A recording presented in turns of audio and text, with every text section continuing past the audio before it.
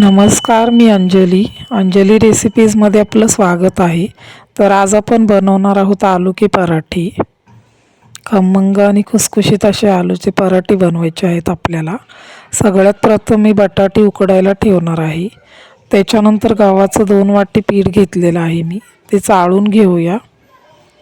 चाळून घेतल्यानंतर त्याच्यामध्ये व्यवस्थित मीठ घालायचं आहे चवीप्रमाणे. मीठ घातल्यानंतर आपण पीठ अशा पद्धतीने मळून घेऊया. पीठ आपलं व्यवस्थित मळून झालेलं आहे. चॉपरमध्ये मी इकडे कांदा आणि टोमॅटो घेतलेला आहे, तो बारीक केलेला आहे. त्याच्यानंतर मी 2 हिरव्या मिरच्या घेतलेल्या आहेत, त्यासुद्धा बारीक करून घेतलेल्या आहेत. इकडे बटाटे उकडलेले आहेत. जिरे पावडर आणि धने पावडर, आलं लसूण पेस्ट, कोथिंबीर आणि पुदिना आपल्याला लागणार आहे. बटाटे मी स्मॅशरने बारीक करून घेतलेले आहेत आणि कांदा, टोमॅटो आणि मिरची ह्याच्यामध्ये आपण ॲड केलेली आहे. जिरे पावडर घातलेली आहे 1 चमचा.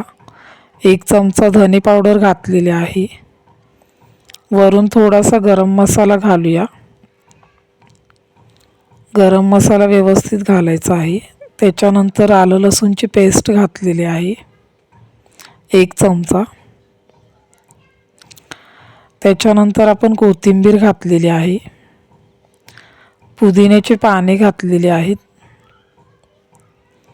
हे सगळं मिश्रण आपण व्यवस्थित मिक्स करून घेऊया. हळद घातलेली आहे. हळद एकदम चिमूटभर घालायची आहे. त्याच्यानंतर पुन्हा एकदा मी ह्याच्यामध्ये मीठ चवीप्रमाणे घातलेलं आहे. ते सगळं मिक्स करून झाल्यानंतर आपण पिठाचा गोळा घ्यायचा आणि अशा पद्धतीने लाटून घ्यायचा.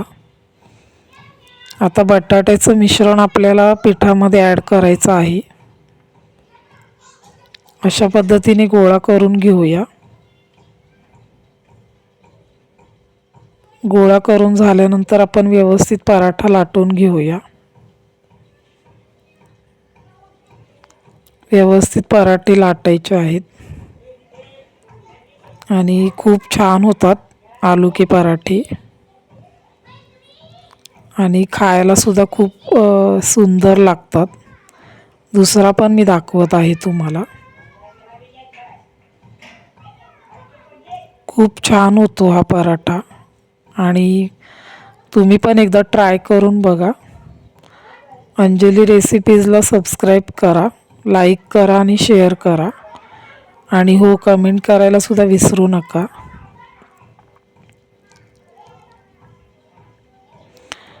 अजून एक दाखवत आहे मी तुम्हाला. अशा पद्धतीने आपण पराठे लाटून घ्यायचे आहेत आणि लाटून घेतल्यानंतर आपल्याला ते खमंग असं खरपूस भाजून घ्यायचं आहे तव्यावरती. आता अशा पद्धतीने पराठे आपले लाटून झालेले आहेत. आता तव्यावरती मी थोडंसं बटर लावलेलं आहे. पराठा आपण व्यवस्थित भाजून घेऊया.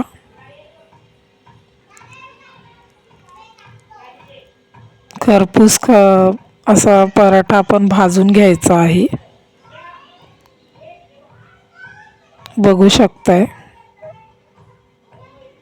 आणि आपला तयार झालेला आहे पराठा.